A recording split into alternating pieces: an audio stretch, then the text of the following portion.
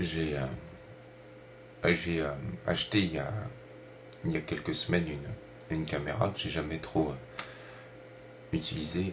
Elle est un petit peu mieux que la webcam. Et mais c'est difficile par contre de se filmer, j'ai l'impression, parce que j'ai pas vraiment de témoin vidéo.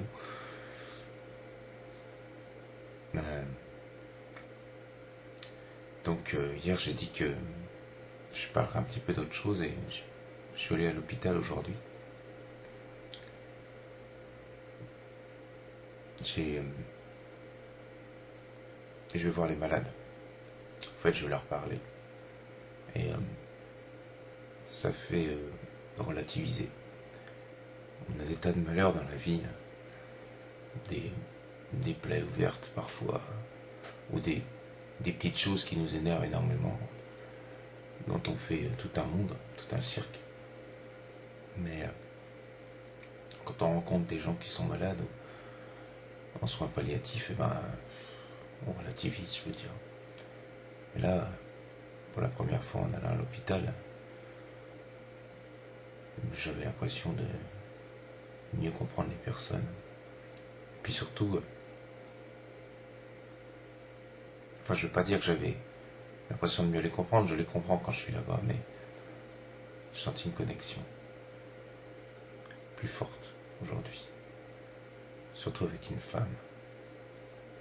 C'est pas une femme particulièrement cultivée ou intelligente ou qui semblait avoir fait de hautes études pour être détachée des autres patientes. C'est pas non plus quelqu'un totalement sans éducation, dans la moyenne. Pas vraiment de physique particulier non plus pour une petite vieille, un peu ronde. Les cheveux bien plaqués, avec une petite mèche sur le côté qui tombait presque dans les yeux. Mais non, là où j'ai senti la connexion, c'est parce que pour la première fois, depuis que je visite les gens dans les hôpitaux, la vieille,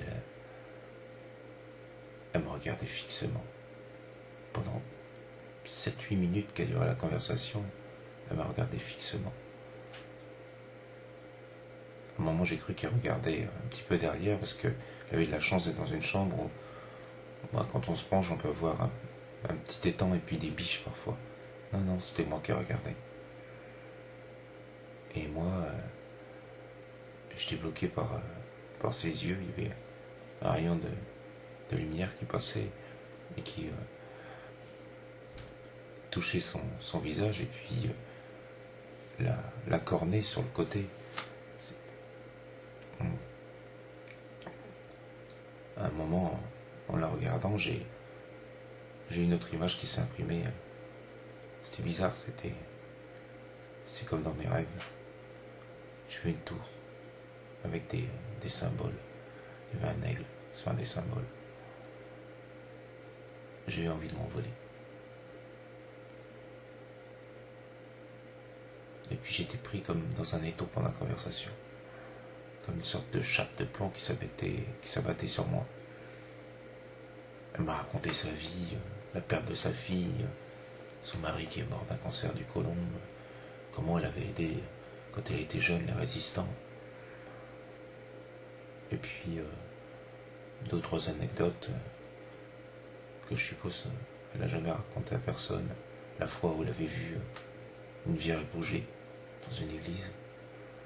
Et puis la fois où elle attendait un signe, on l'espérait, après la mort de sa fille, et puis la colombe qui vient se poser dans le jardin. Et ça m'a fait réfléchir. Peut-être que la petite vieille que je cherche, en fait, c'est pas